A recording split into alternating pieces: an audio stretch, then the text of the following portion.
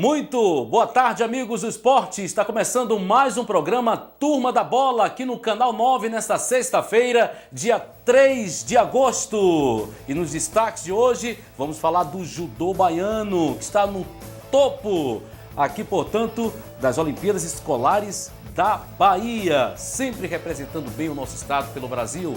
Vamos falar também dos preparativos do Vitória enfrenta hoje o Bragantino, Série B do Campeonato Brasileiro. A expectativa também do Esporte Clube Bahia, que joga contra o Grêmio. Falar das Olimpíadas, falar de velocidade. Essas informações e outras você acompanha a partir de agora no programa Turma da Bola, aqui no Canal 9.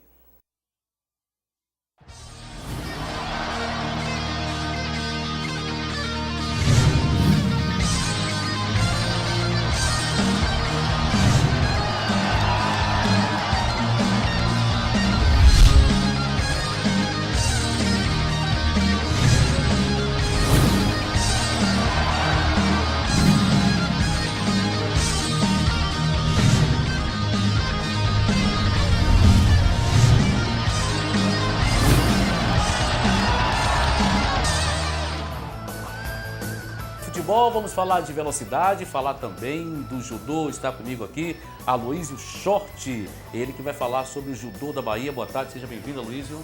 Boa tarde, Paulo. Boa tarde, amigos do Canal 9. É um prazer, uma satisfação nós estarmos aqui para falar desse esporte que tem, a cada dia que passa, crescido em nosso estado, crescido no Brasil. E a grande resposta é exatamente essas medalhas que a gente tem conseguido com muito trabalho, um trabalho profissionalizado através da Confederação Brasileira de Judô. Muito bem, vamos falar também sobre o Brasil nas Olimpíadas, né? O judô, tudo isso o Aloísio vai falar com a gente a partir de agora. E Aldegar Júnior está conosco aqui, a expectativa do jogo hoje, o Vitória enfrenta o Bragantino, o Vitória que vai para cima do Bragantino e a gente fica aí na esperança que vença hoje de novo para o Vitória se consolidar de vez, até porque precisa ocupar gorduras, porque tem a próxima fase do Campeonato Brasileiro. Júnior, seja bem-vindo, boa tarde.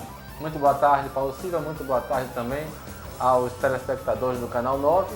Não é o Vitória que vai hoje jogar contra o Bragantino e fazer a sua primeira partida na era pós-Neto Baiano. Vamos torcer para que o Vitória consiga fazer uma grande apresentação e não sinta tanto assim a saída do seu artilheiro. Muito bem, vamos agora falar do judô, já começando, respirando Olimpíadas, né? Falando a respeito do judô da Bahia. Viviane Rezende fez a matéria, a gente vai acompanhar e daqui a pouco o Aloísio vai comentar com a gente a respeito desse assunto do judô. Por que a Bahia está hoje no topo das Olimpíadas Escolares? Matéria com Viviane Rezende. A judoca brasileira Sara Menezes, nascida no Piauí, emocionou o país nas Olimpíadas de Londres, ao conquistar o primeiro ouro olímpico brasileiro do feminino na modalidade. O fato de ser nordestina chamou a atenção de muitos brasileiros, e na Bahia não foi diferente. A Sara, ela é a única atleta que trabalha realmente no Nordeste, foi a única atleta que não foi para o Sul e faz um trabalho excelente com o Expedito, né? O professor Expedito realmente investiu pesado nela, no atleta, então está de parabéns porque é um atleta realmente que treina dentro do Nordeste. É tão difícil assim treinar no Nordeste? Nós falta muita infraestrutura, a gente falta bastante apoio, apesar de nós termos um pouquinho do apoio do Estado, mas bem pouquinho ainda falta muito crescer. E o que o Piauí tem de melhor do que a Bahia? O Expedito conseguiu, através do governo do Estado de lá, um apoio e o governo está apoiando, tanto que ele fez agora um centro de treinamento para a Sara Menezes, para que a Sara pudesse também, com o Renato, teve um novo projeto para vir uma nova Sara Menezes do Nordeste, quem sabe aqui também na Bahia. Com a conquista da piauiense, os jovens judocas da Bahia passaram a acreditar que também podem carregar no peito a medalha mais cobiçada do mundo. Representou a conquista da Sara Menezes. Isso prova que não só as pessoas de outras regiões, como do Nordeste, também podem conseguir correr atrás, treinar bastante, também pode conseguir. Serve de um espelho para os atletas baianos? Serve muito, isso porque tem alguns que não acreditam porque pensam só o Sul que ganha, lá os treinamentos são melhores, mas você treinar bastante, acreditar que também o Nordeste também pode conseguir isso. O judô tem como fundamento a disciplina e desde cedo os adeptos passam a conhecê-la. O que você pretende com o judô? Que eu seja um bom lutador. Como é seu dia? Eu vou pro colégio, depois vou pra banca e depois venho pro judô. Então, de tudo que você faz, o que você mais gosta? Judô. Depois que ouvi o pequeno falar do cotidiano, bateu saudade da minha época de colegial e judoca e resolvi relembrar os velhos tempos.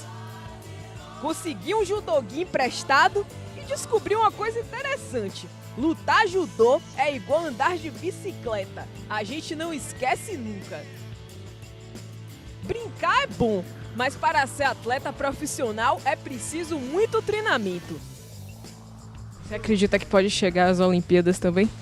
Acredito. Tem que se treinar, focar naquilo que você quer. Pode sim conseguir isso. Quem sabe não estou aí nas Olimpíadas de 2016. E você teria a chance de viver financeiramente do judô morando na Bahia?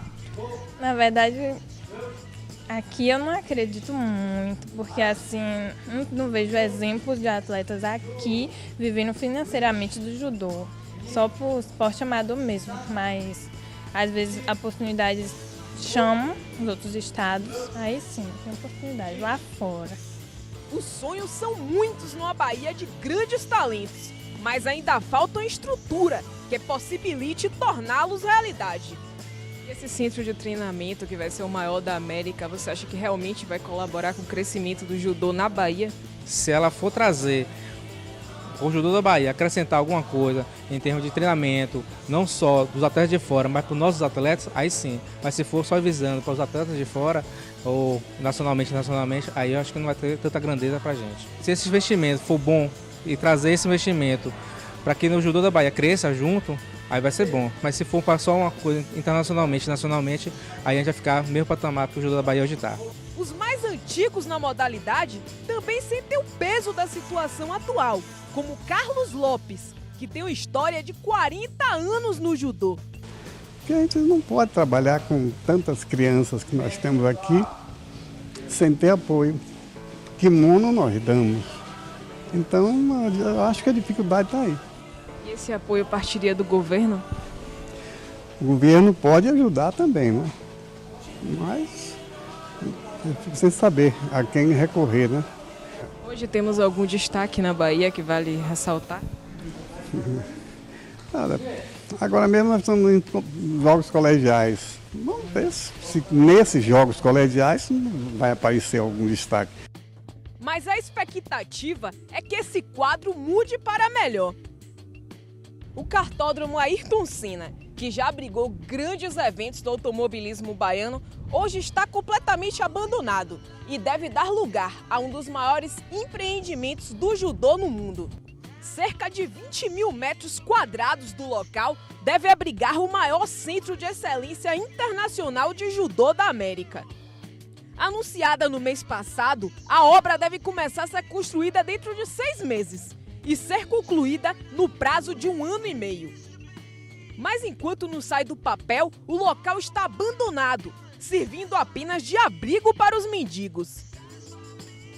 Os recursos para a construção e manutenção do complexo esportivo ficarão por conta da Federação Internacional de Judô, com apoio da Confederação Brasileira, do Ministério do Esporte e do Governo do Estado. A estrutura inclui equipamento de hotelaria, piscinas, academia e, claro, arenas e tatames para a prática do judô. A sede nacional da Confederação Brasileira de Judô também deve ser abrigada no local. Criando uma estrutura física, administrativa para o alto rendimento, com certeza os atletas baianos vão retornar a treinar em nossa cidade. Hoje temos um atleta que é a seleção brasileira, na verdade ele é a seleção brasileira B, que é Diego Santos. Está hoje morando na Sojipa, no Rio Grande do Sul. É um atleta de nível olímpico, mas infelizmente teve que sair da Bahia para buscar melhores resultados. Para Marcelo, que além de ser dirigente da federação, também dá aulas de judô, talento é o que não falta no estado. Hoje, na verdade, a base do esporte amador são os esportes sociais e o judô escolar. Na verdade, são esses dois polos que vêm produzindo atletas na Bahia. Como hoje, no Brasil, o judô é referência em Olimpíadas, Na Bahia, o judô é referência nas Olimpíadas Escolares. E os projetos sociais, você tem algum atleta que você possa citar que esteja se destacando aqui na Bahia hoje? Hoje, na verdade, o destaque dos projetos sociais já foi medalhista em 2 Olimpíadas Escolares. É Gilson Pereira, que saiu de um projeto social de Simocílio e hoje tem 2 medalhas em Olimpíadas Escolares, já foi campeão brasileiro e campeão sul-americano. Mas enquanto o centro de treinamento não sai do papel, os judocas baianos continuam se espelhando nos nordestinos de ouro e apostando numa Bahia melhor. Tá aí Viviane Rezende, uma belíssima reportagem. E Aloísio, a gente viu que a garota ali facilitou a vida da Viviane, né? Fez faz de contas ali, e aí a garota amaciou para ela, diz ela que tudo ajudou, eu não sei. Mas Aloísio, como é que está o judô na Bahia? Qual é a avaliação que você faz? A gente sabe, você que é técnico, árbitro de judô, qual é a avaliação que você faz hoje do esporte da Bahia? Está no topo das Olimpíadas Escolares. Agora, a gente tem como fazer aqui atletas de alta performance? Bem, primeiro falar de Viviane, porque a gente observou ali que... facilitou. Não, facilitou, mas que tecnicamente ela demonstra que realmente tem conhecimento. Mas facilitou. Né? Não foi um combate, né? Vamos dizer mesmo, na realidade, para valer, mas ela tem base, né? A gente viu que deu.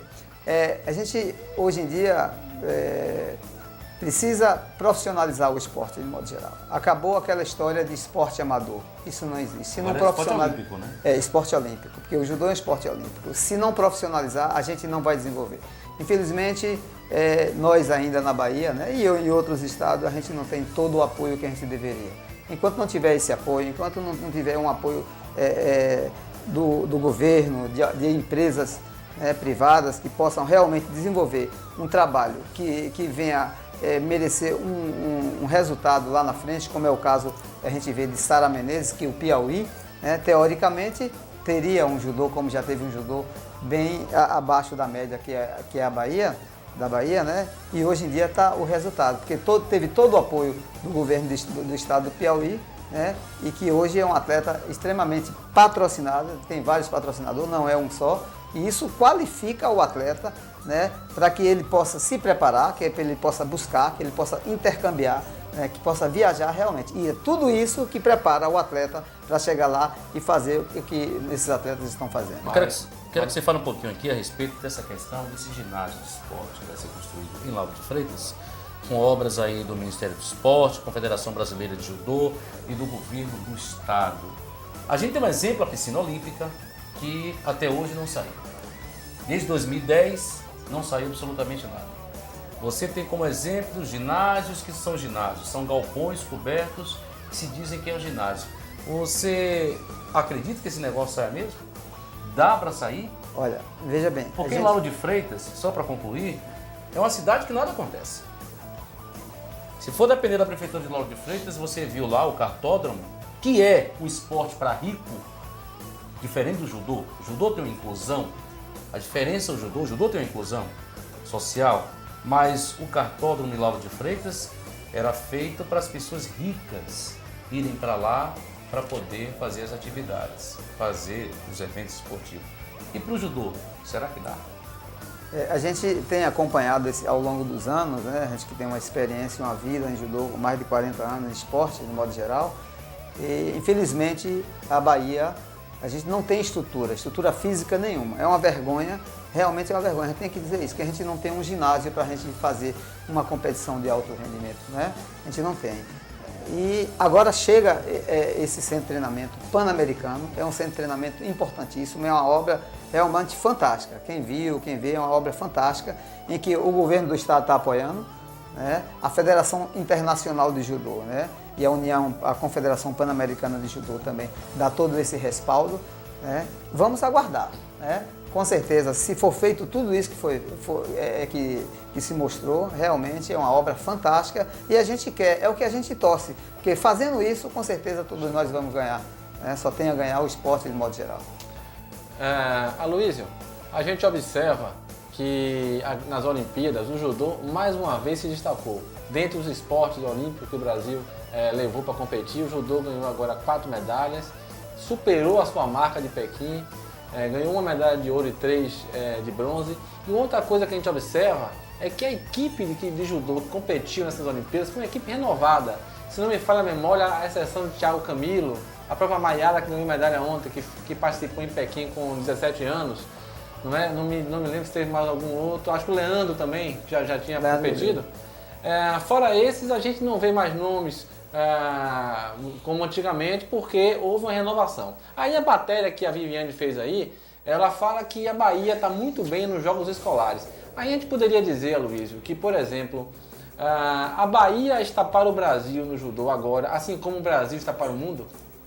Veja bem, é um parâmetro muito distante ainda. A gente não pode comparar assim, mesmo porque a gente não tem essa condição de preparar um atleta como realmente ele merece, como está sendo preparado para as Olimpíadas. A gente não pode fazer essa comparação porque a distância é grande. Aqui, infelizmente, o que a gente prepara, o que a gente realiza é através de todos nós, professores, abnegados ainda. Não era para ser abnegado, era para ser uma coisa profissional. E assim, realmente, a gente ia conseguir estar no ápice onde era para estar. Né? Mas falta muita coisa ainda, falta muito apoio, né? Assim, que as pessoas, que o governo do estado, né? Que a prefeitura, o governo de modo geral, né? Pudesse interiormente ajudar o esporte de modo geral. Não estou dizendo só o judô. Né? Eu sou um esportista, que fui atleta, né? Sou professor, sou árbitro, né? E vejo que a dificuldade nossa ainda é muito grande. Por exemplo, Aloysio, as próximas Olimpíadas serão disputadas aqui no Brasil. E a gente viu que nas Olimpíadas passadas, que foram disputadas em Pequim, na China, houve uma grande mobilização do governo chinês para apoiar os esportes, e a China disparou na frente e conseguiu ser campeã das Olimpíadas, deixando para trás principalmente os Estados Unidos, que era o competidor mais próximo. Aí eu pergunto para você já está sentindo que há alguma mobilização do governo brasileiro no sentido de dar um apoio maior aos esportes olímpicos para que o Brasil faça bonito nas próximas Olimpíadas que vão ser aqui no Brasil, no Rio de Janeiro? Eu não vejo. E a prova disso é o que a gente sempre observa. Todas as obras estão empurrando com a barriga. Realmente isso é um sinal de que lá na frente as coisas vão ser realmente tumultuadas assim. Vamos resolver. Um improvisão. Como sempre. Então, é isso aí. Então, ninguém resolve. Claro que a gente vai ter bons resultados, eu não tenho dúvida. As Olimpíadas estando aqui, a gente tem bons resultados. Agora, a gente poderia ter muito mais, porque nós somos um povo que realmente temos condição, a gente é uma raça de miscigenação, a gente tem muita coisa mista, né? É coisa que realmente favorece, né, em várias modalidades. A gente tem atletas bons em várias modalidades. Agora, sem esse apoio, sem essa estrutura que é dada em países de primeiro mundo, a gente está bem distante, porque o governo, de modo geral, o governo federal não está assim, imbuído com esse propósito. Não é o propósito. O propósito é fazer a Olimpíada. É divulgar isso aqui, dizer que está fazendo. Isso para a gente que trabalha em esporte, que mexe com esporte, isso não é o mais importante. A mídia, a política, o nome que eles vão fazer, certo? É para eles, mas para a gente não atinge a gente de modo geral. Preparar um atleta é um ciclo olímpico, então tem que começar a partir de agora. Terminou agora, o governo, aí sim, se eles tiverem um programa, um projeto, que até 2016 tenha um atleta lá preparado para isso, a gente vai realmente acreditar. Mas até então a gente não tem como acreditar. Um projeto de médio e longo prazo. Aí eu estava ontem assistindo no canal de televisão aqui de Salvador um debate com os prefeituráveis de Salvador. Eu não vi nenhum plano de governo apresentado naquele momento a respeito do esporte olímpico na Bahia. Sobre essa inclusão. E seria interessante vocês do esporte, quando forem na sua porta bater pedindo voto, você cobrar. E até dos candidatos a vereador. Por que isso? Porque estamos num ano eleitoral. E aí, qual é a plataforma política de A, de B e de C? Isso. É um momento, porque dependemos da política, vivemos no Estado democrático de direito. E isso requer que o quê? Que os candidatos hoje apresentem para vocês, candidatos que estão aí, um que diz que tem que ter o apoio do governo federal, governo estadual, governo municipal, enfim, um monte de blá blá blá, um monte de baboseiras. Então, eu acho que tem políticos sérios? Tem. Bem intencionados? Tem. Agora, precisamos resolver essa situação. E aí, Aloysio, é interessante a comunidade esportiva da Bahia, do esporte olímpico, cobrar disso. Vocês têm cobrado? A gente se mobiliza para isso. A gente busca realmente sempre um apoio. É tanto que nós do esporte, claro, a gente não pode divulgar aqui, a gente está buscando ver se coloca um representante nosso lá para lutar.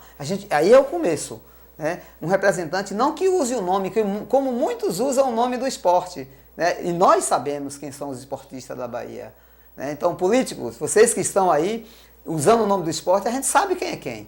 Né? Não é qualquer um que pode chegar lá que um dia fez uma modalidade de esporte e dizer que é esportista.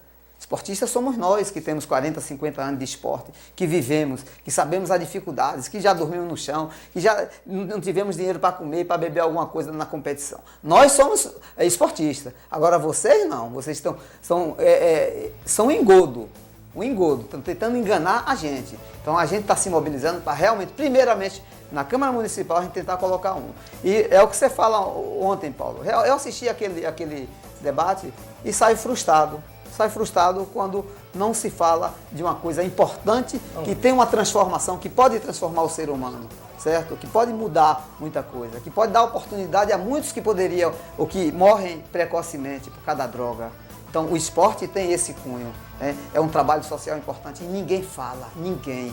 Certo? A gente sabe que tem ali no grupo gente que foi esportista, que treinou, inclusive um que foi até meu aluno, certo?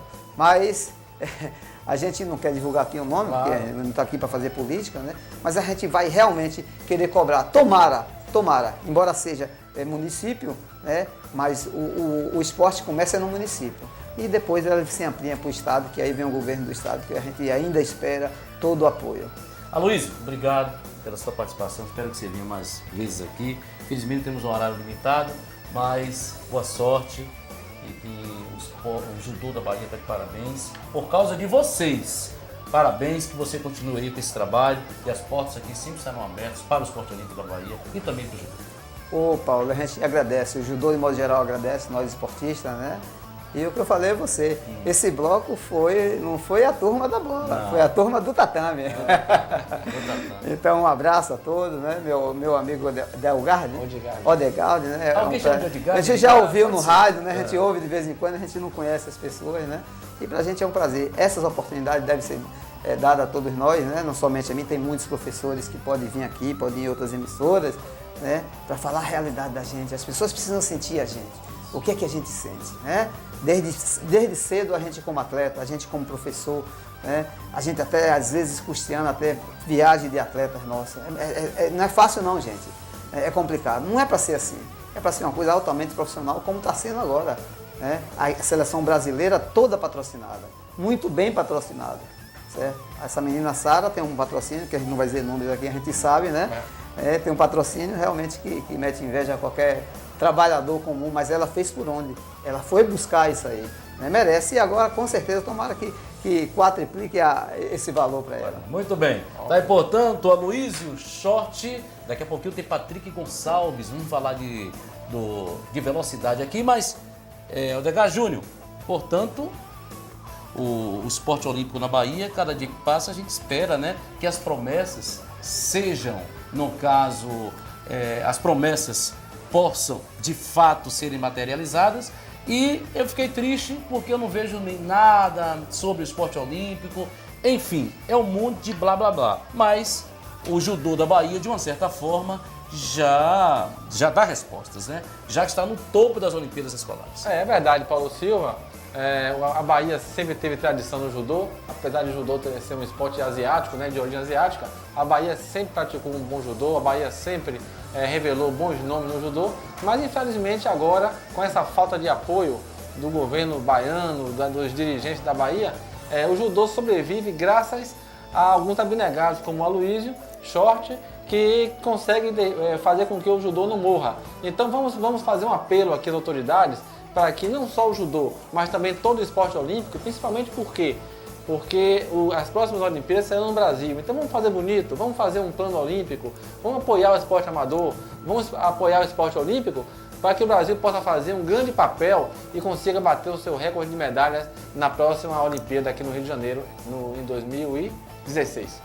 Muito bem, vamos falar agora de velocidade. Patrick Gonçalves já aqui conosco, seja bem-vindo, boa tarde. Muito obrigado, é um prazer estar aqui com vocês. Obrigado, Paulo, pelo convite. Vamos falar de velocidade e primeiro, agora nesse mês, se eu não me engano, dia 28, Terá aqui um evento em Salvador, no centro administrativo. E como é que está a expectativa para esse grande evento? É isso aí, tá chegando a hora. A Stock Car, ela vem uma vez por ano aqui em Salvador e dia 26 de agosto é a próxima corrida e os preparativos agora estão todos aí voltados para essa corrida da Stock que vai ser lá no CAB. Então, a estrutura já está sendo montada do evento, quem trabalha por ali, para aquela região, já consegue ver as arquibancadas montadas e os muros, as contenções, as defensas já está tomando cara de pista e daqui a pouco o show vai começar ali para os pilotos da Stock e eu, graças a Deus, vou estar no meio lá para poder representar a nossa Bahia. Como é que começou aí sua vida com a velocidade? Como é que surgiu isso? Ela começou tem bastante tempo, na verdade. Eu comecei no kart quando eu tinha 10 anos de idade e fui até os 18 escalando as categorias aí de acesso. Até na época eu estava direcionado para a Fórmula 1, né? Então categorias que tem carros parecidos com Fórmula 1, mas menores. E com 18 anos eu dei uma parada na carreira por falta de patrocínio na época e voltei a correr em 2005, 10 anos depois, quando houve uma corrida de rua aqui no Comércio, não sei se você lembra, lembro, aquela corrida, aquela confusão, 200 mil pessoas na rua e 2005 foi isso daí. De 2005 para cá, na verdade eu vim já com foco não mais na Fórmula 1, mas o foco na Stock Car, que seria, vamos dizer assim, o principal objetivo de todo piloto brasileiro. Essa foi a transição? E aí, da Copa Clio, que foi em 2005, né, que eu corri aqui em 2005 com a Copa Clio e a Fórmula Renault, eu passei para a Stock Júnior, que é uma categoria de acesso, como se fosse uma divisão do futebol até chegar na primeira divisão. Stock Júnior, da Stock Júnior eu fui para Mini Challenge, que é uma categoria internacional que teve seu campeonato aqui no Brasil. Em 2010 eu fui campeão da Mini Challenge, em 2011 também, eu fiz mais um ano de Mini Challenge conseguindo o campeonato. Fui correr na Argentina e, enfim, entrei no ano passado, nesse ano também, no começo do ano, para o time oficial da BMW, que corre com o M3, uma outra categoria parecida com a Stock Car, mas que competem com Ferrari, Maserati, Porsche, esses carros dos sonhos, né, que é a categoria Gran Turismo. Eu fui contratado pela BMW para ser o piloto deles. E agora, no meio do ano, eu tive essa surpresa boa, que foi ser chamado para estar na Stock Car, categoria principal do automobilismo nacional, e onde todo mundo... Eu sempre sonhei em chegar depois que eu voltei a correr. E estamos aqui agora correndo na melhor categoria, quer dizer, no lugar onde eu queria tanto chegar, em casa, que é onde eu tanto queria correr. Você queria chegar por aí. Agora é um degrau, né? Você falou as divisões, né? Como se fosse a Série C, Série B... Haja degrau. Essa é o degrau para a Fórmula 3? Não, na verdade é o seguinte, os pilotos, hoje você tem duas carreiras de piloto, né? É como se fosse um futebol de salão e um futebol de campo. Né? Quando a idade quando você está mais novo, Fórmula 1 você tem que chegar com 20 e poucos anos. Então é o sonho de todo piloto. Antigamente no Brasil a gente só tinha Fórmula 1, porque não tinha outra categoria profissional no Brasil, então a gente tinha que almejar a Fórmula 1. De uns 10 anos para cá, a Stock Car veio crescendo muito e hoje ela é muito profissional, envolve o seu tamanho aumentou muito, é um campeonato que tem realmente muito destaque nacional e hoje ela sustenta os pilotos aqui no Brasil, ou seja, ela sustenta o sonho, ela virou um objetivo para a gente chegar. Então, ou você quer, quando é pequeno, chegar na Fórmula 1 ou você quer chegar na Stock Car. Então são dois caminhos diferentes. Na Fórmula 1 é aquelas fórmulas que antecedem, Fórmula 3, Fórmula 2, GP2, onde está o Razia, o outro baiano, correndo, lá de Barreiras, ele está na GP2, que está ali na porta para entrar na Fórmula 1. Você é de Salvador? Eu sou de Salvador.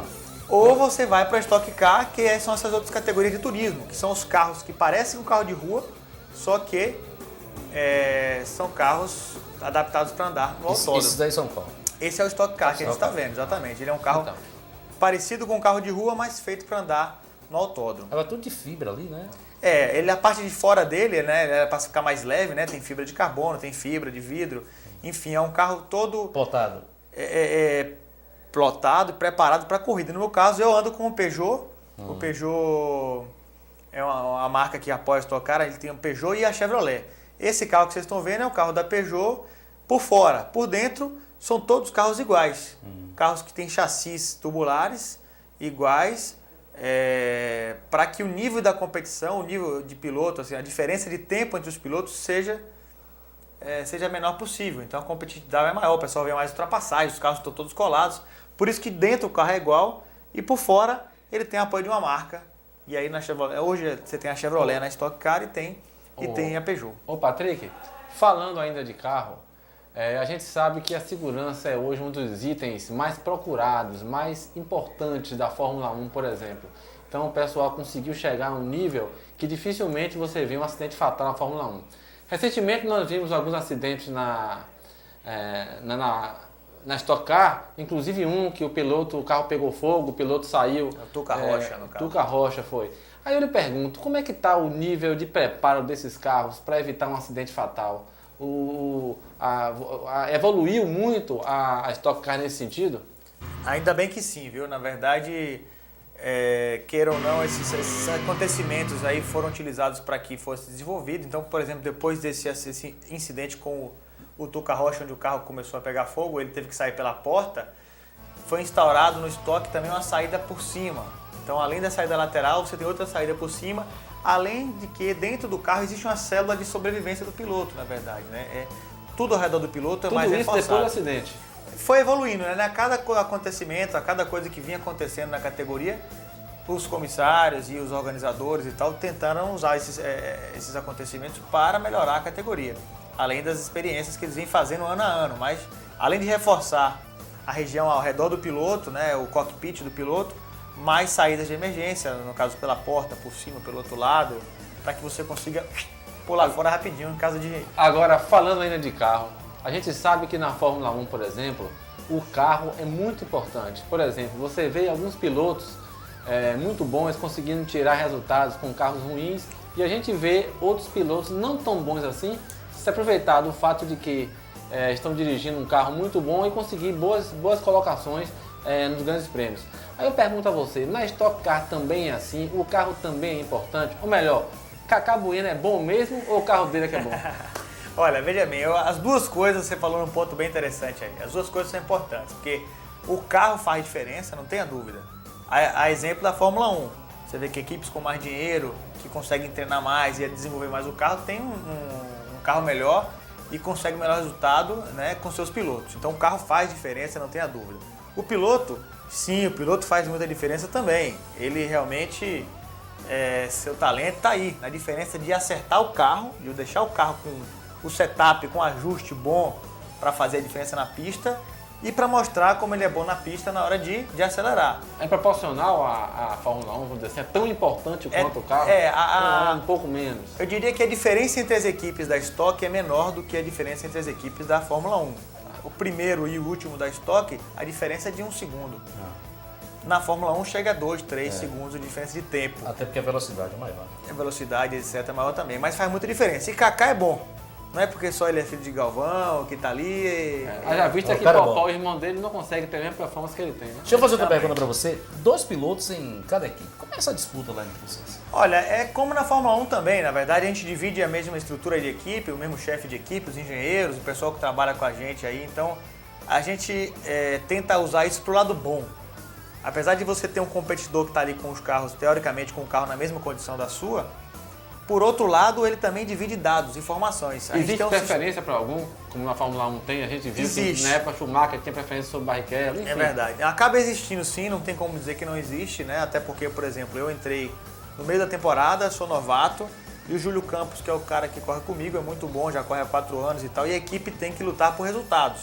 Então, se ela tem que dar a preferência para alguém, é lógico que, por exemplo, no meu caso, vai ser o Júlio Campos que vai ter um pouco mais de atenção, porque a equipe sabe que é mais fácil dela conseguir resultado agora com um piloto que já corre há 4 anos do que eu que comecei há 2 corridas, né? Verdade. Então, nesse sentido, tem essa preferência, mas não é o que a equipe quer dar, não. E ela é uma preferência no sentido de escolha de horário, quem vai entrar primeiro na pista, não é equipamento, é desenvolvimento. E ele me ajuda muito na corrida, porque eu pego os dados do carro dele, tem um computadorzinho que a gente conecta no carro, esse computador informa pra gente muita coisa sobre o carro, as informações que os sensores passam pra gente, a gente analisa e vai tentando melhorar e ajustar o carro para cada um, entendeu? Então essa competição entre os pilotos, a gente tenta usar pro lado bom. É salutar. Exatamente, essa é saudável, diferente do que acontece na Fórmula 1, por exemplo, com Massa e Alonso, onde... Hoje, né? Hoje, Massa e Alonso, passado com Schumacher e Alonso ganhando Rubinho. corrida na primeiro lugar do campeonato, o Massa tendo dificuldades de conseguir resultados, então ali não tem tanta integração. O Alonso faz o carro dele, São dois o times dinheiro em um. dele, são dois times com a mesma camisa, mas que são dois técnicos. É como se tivesse dos 11 jogadores aí, 5 para um lado, 4 para o outro, e um goleiro para cada um. Existe porque algum preparo antes da corrida? Tem que Como é muito que é pra essa história? praia, muito, somar uma diversas. Não, uma vez. Não. Uma Nem vez realmente tem essa eu não tinha essa noção de que correr desgasta tanto, viu, Paulinho? Mas uma vez eu me arrisquei a correr naquele cartódromo que nós vimos ali. Com um amigo, Freitas? Lauro de Freitas. Até uns, foi em 2004 isso. Já tem um amigo que que corre agora lá. tá decadente. Não é? Então a gente resolveu correr e fazer. Eu vou te falar, eu dei algumas voltas na pista e quando eu saí do carro parecia que tinha passado um trator por cima de mim. É Você verdade. sai todo arrebentado. Preparo físico realmente. Quando Ayrton Senna foi campeão, que levantou aquela taça, ficou cambaleando lá no pódio, muita gente falou assim, tá com frescura, né? Não. Realmente, se você correr Tava acabado, né? de automóvel, Precisa de muito preparo físico, não só para manter a concentração, mas também as condições do carro de calor, de temperatura ali que é muito alta ali dentro, né? Esforço Aquele físico. canudinho para tomar uma água. Tem, a gente no volante tem a opção de mandar a hidratação para dentro do carro. Você tem algumas coisas, tem uma camisa, a gente veste uma camisa revestida de mangueiras com água gelada, uma geladeira. Eu levo uma geladeira dentro do carro para no momento que aperta muito o frio, a gente aperta o botão gelar para dar uma resfriada. Porque chega até 60 graus dentro do carro, então é muito quente. Meu Então, Piauí. é uma preparação diferente de um triatleta que faz um triatlon para correr 100 km, mas é muito forte, a gente chega a perder 2 quilos cada corrida e precisa realmente estar bem preparado. Por sorte, aqui na Bahia eu tenho aqui a praia, tem outras coisas que eu posso estar variando e não só ficar dentro de academia, mas também fazer um treinamento balanceado para você manter realmente a forma, porque senão não aguenta não. Para encerrar, qual é a meta, Patrick? A meta é ganhar, né? Sempre, né? Agora... Mas quer ficar sempre nessa categoria? A Stock Car, eu diria que é o ponto mais alto que um piloto pode chegar hoje no Brasil como automobilismo. Então, existem duas grandes categorias aí, ou três. A Stock Car é sem dúvida a principal delas e é onde todo piloto quer chegar. Para você estar entre esses 32 pilotos realmente é um passo muito grande para chegar. E eu cheguei aí com... Rapidamente, Paulo, só para esclarecer. Meu satélite já estourou aqui. Rapidamente. Os melhores pilotos na Stock Car, no final, eles disputam algumas corridas, mas isso são quantos pilotos? São 10? A categoria ano passado tinha o playoff, que chamava dos 10 primeiros, disputavam entre si o campeonato. Isso. Esse ano, eles acabaram com esse playoff. O que acontece é para classificação. Saem os 32 para definir quem é o lugar do grid. Desses 32, os 10 primeiros, como na Fórmula 1, vão disputar a pole position. Mas todos correm entre os 32. A diferença é muito pequena entre eles e vai ser apertado. Em Salvador, dia 26 de agosto, você vai poder ver aí. Eu agora estou realmente focado nessa corrida, com treinamento, tentando andar de kart o máximo possível, realmente, porque é o que a gente tem aqui, já que a gente não tem autódromo, pelo menos o kartódromo tem. Preparo físico e sempre aí tá trabalhando focado na corrida do dia 26 de agosto, lá no CAB. Patrick Gonçalves, parabéns, obrigado. Obrigado, eu que lhe agradeço. Obrigado. Quem patrocina aqui? O governo? O governo da Bahia, Iguatemi. O governo patrocina alguma coisa, né? Na verdade, o turismo na Bahia é muito bem divulgado nos autódromos aí por fora, né? Onde a gente vai, é um público legal e a ideia é trazer os turistas que estão nos autódromos no Brasil inteiro para cá e a gente está conseguindo isso. E a Bahia Tours está fazendo um trabalho bem legal. O Iguatemi também me dá uma força. Principalmente a força que eu mais agradeço é a de vocês, de estar sempre convidando a gente para vir aqui falar um pouquinho mais de corrida e mostrar para que baiano também acelera nas pistas, não é devagar não. É devagar não. Patrick Gonçalves, o baiano voador, amigo. Vou estar lá, dia 28, né? Dia 26 de agosto. 26 de agosto. Lá no Centro Administrativo da Bahia. Exatamente. Muito bem. Júnior, conta essa história aí que você andava lá do... Não, pois é, rapaz. Eu tinha um amigo, Zilney Campelo, que corria muito de kart. E um dia ele me levou... Zilney Campelo? Zilney Campelo. Ele levou para eu experimentar o kart, ele queria me levar para ficar correndo de kart.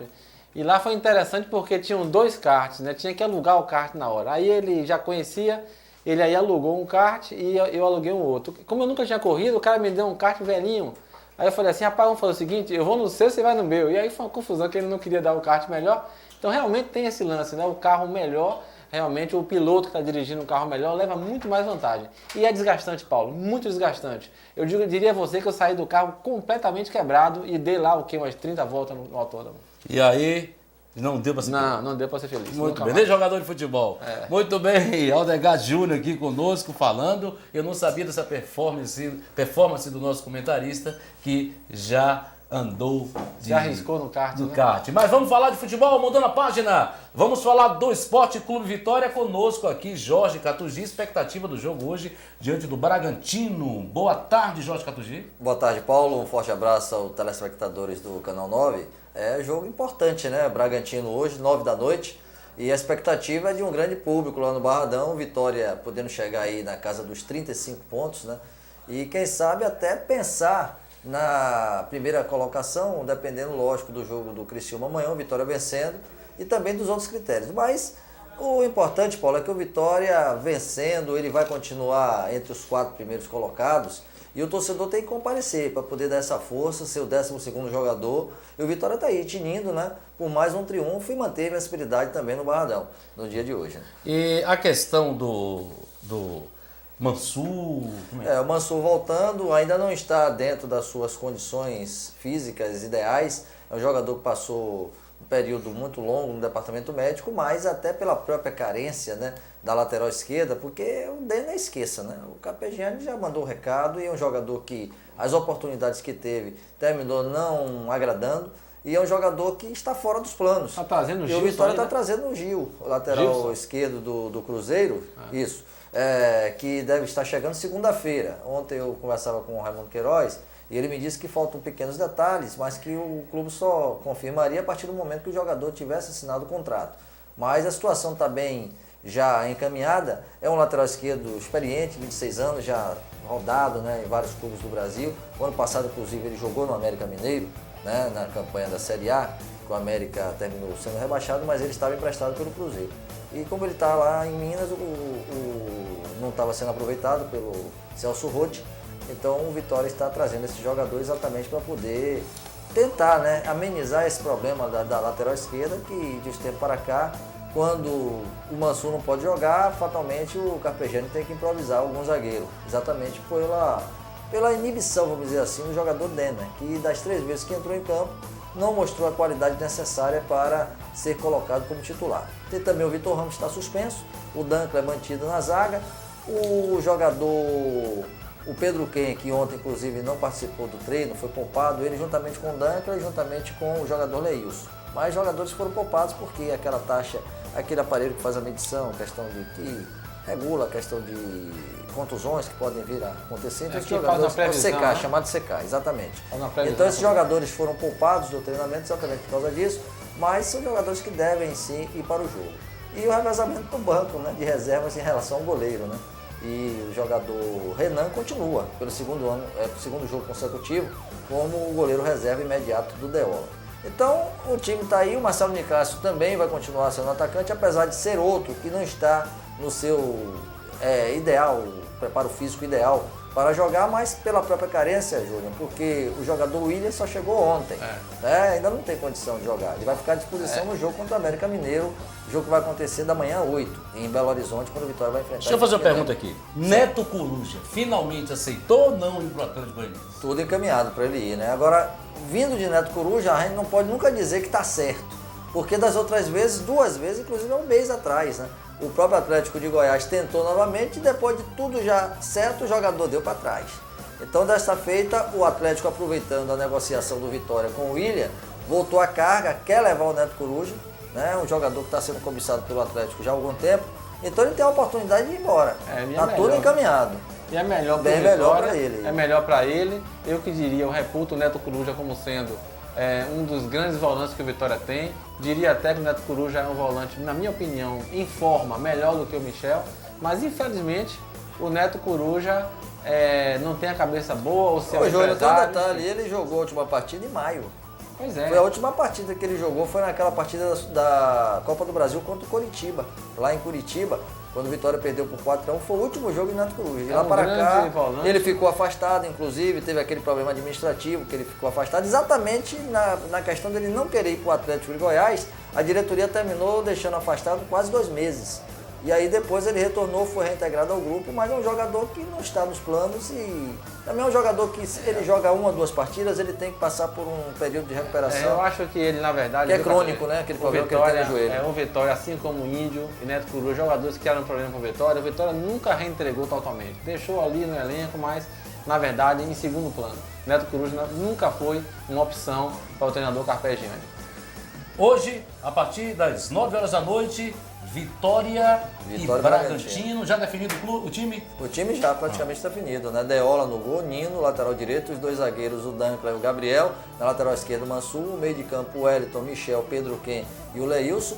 Existindo a possibilidade até do Tartar também, caso o Leilson venha a se queixar de algum problema, então tem este porém. E no ataque, o Marcelo, o Nicásio e o Marquinhos. Esse é o time do Vitória para o jogo de logo mais contra o Massa Bruta, que é o apelido do Bragantino. Não é o nome de outro time não, viu, torcedor? É o apelido do Bragantino, que é Massa Bruta. Aliás, está mal, né? 16º, agora o treinador já tem mais de 2 anos lá, Marcelo Veiga. Você consegue se segurar. Então, hoje, Jorge Catugi ao vivo pela 102,5, Rádio Tudo FM. A partir das 8 horas. Catugi que vai estar se despedindo hoje da Rádio Tudo FM, a partir de segunda-feira, na rede CBN, da Rede Bahia. O nosso Jorge Catugi estará se mudando. Juntamente com você também. Juntamente estaremos lá, eu e ele, na Rádio CBN, a partir de segunda-feira. Então, as resenhas a partir das 4h30 às 5 da tarde e das 6h30 às 18 horas pela 100,7 Rádio CBN, a rádio que toca notícia, a rádio do esporte a partir de agora. Catugi, obrigado. Bom jogo lá, viu? Valeu, Paulo. Um abraço. Daqui a pouquinho estaremos lá no Barradão pela 102,5 a Tudo FM. Um abraço a todos. Palpite hoje do jogo, Júnior. Você acha que a Vitória dá vitória absoluto diante de um adversário bem fraco? Eu acho que... Se for comparar os dois, né? Se for olhar a campanha que o Vitória vem fazendo e a campanha do Bragantino, é claro que o Vitória é franco favorito a partir de hoje a ganhar do Bragantino, até com certa facilidade. Agora a gente vai conhecer o novo Vitória, o Vitória da era pós-Neto Baiano, né? Está entrando aí, conversando com o Marcelo Nicásio, que é um jogador que não vai mudar as características táticas do time, porque é o jogador mais parecido com o Neto Baiano que o Vitória tem, embora o Marcelo Nicásio esteja completamente fora de forma, está acima do peso, é um jogador que está se movimentando com dificuldade. Mas eu acho que é por aí, o time do Vitória é esse mesmo, eu só faço uma pequena restrição. Eu acho que o Tartar tem lugar no time, o Tartar realmente arrumou o meio de campo do Vitória quando entrou, e 1 ou 2 partidas que ele não tenha saído tão bem assim, não é suficiente para tirar ele do time. Então o time do Vitória é esse que está aí, na minha opinião, com o Tartar no meio de campo. Vamos falar um pouquinho da seleção brasileira. Jailson Baraúna, daqui a pouquinho fala do Esporte Clube. Começa a trabalhar. Boa tarde, seja bem-vindo. Boa tarde, boa noite. Você que estava lá fora, já conheceu tudo? Ainda não. Boa tarde. Salvador, como sempre, caótica, engarrafada. Frutos de uma gestão ruim. Gestão ruim que você está vendo os resultados nas Olimpíadas, Paulo. Gestão ruim das prefeituras. Gestão ruim dos governos, né? Todas as esferas do executivo. Gestão ruim das entidades que administram o esporte e o desporto nacional. O nosso querido COB, que tem um senhor feudal no comando, né?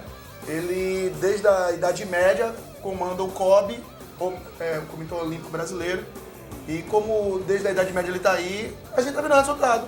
5 medalhas. Uma participação ridícula, medíocre, certo? 5 não, que o Cielo ganhou mais uma, né? Quer dizer, perdeu. O Valdo Ribeiro queria 20. Quem, rapaz? O ministro. Ministro de quê, rapaz? Esporte. Ministro não, marionete do esporte, né?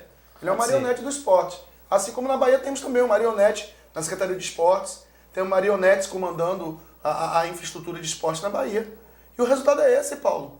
E acaba, infelizmente, se refletindo no próprio futebol.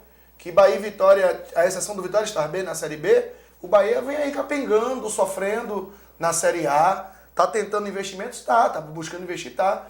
Eu posso até dizer que a administração do Bahia está tentando fazer parte dela. Segunda, pagou os salários, Júnior. Salários que vão só vencer no próximo dia 5, que seria um domingo. O 5º dia útil seria na terça-feira, dia 7. Então, com uma semana de antecedência, o Bahia pagou o salário. Acabou esse negócio do Bahia, esse atraso de salário? Porque o Flamengo... Não acabou, eles minimizaram. Tem mês que atrasa 5, 10 dias, 15 dias. Dentro da normalidade. Mas logo no mês seguinte, o Bahia busca pagar antecipado para compensar aquele mês que atrasou. É uma ginástica, é uma gangorra, mas é isso aí, Paulo. Por exemplo, você viu a seleção feminina do Brasil hoje ser eliminada, usar o uniforme de uma empresa incompetente que, infelizmente, por ter muito dinheiro, paga, todo mundo cala a boca e veste o Brasil. Você observa que na masculina o uniforme é o de 2012, a feminina é o uniforme de 2010. Esse é o uniforme que estava em campo hoje, torcedor. A Nike vestiu a seleção feminina com sobra de material. Enquanto que o principal uniforme está vestindo a seleção masculina. Pois é. Esse é o nosso Brasil. O Jailson Barona, inclusive, uma notícia muito triste que a gente teve essa semana, Júnior, foi o Flamengo, né? Cortaram lá água, cortaram luz, está devendo a fornecedores, tirando o treino de horário que não tem como alimentar os jogadores. Que triste. Uma gestão caótica da Patrícia Amorim, ela que foi uma atleta olímpica, ela que foi uma nadadora do Flamengo. A gente que esperava muito da Patrícia Amorim, eu acho que ela meteu os pés pelas mãos, fez investimentos altíssimos, sem ter condições, trouxe o Thiago Silva, trouxe o Ronaldinho Gaúcho, enfim, fez investimentos mirabolantes para o Flamengo, o Vanderlei Luxemburgo, e realmente ela não teve uma boa administração. A Patrícia Amorim, que a gente esperava muito dela, uma pessoa que foi atleta do próprio Flamengo, ela está fazendo uma administração tão ruim, que agora chegou ao caos de se cortar uma luz, se cortar uma água dentro da Gávea. Infelizmente, isso é triste. Por isso que o Riquelme, quando foi convidado para jogar no Flamengo, respondeu de lá, não vou não, porque o Flamengo... Naquela barca... Tem garantias, como não deram as garantias, infelizmente ele caiu fora.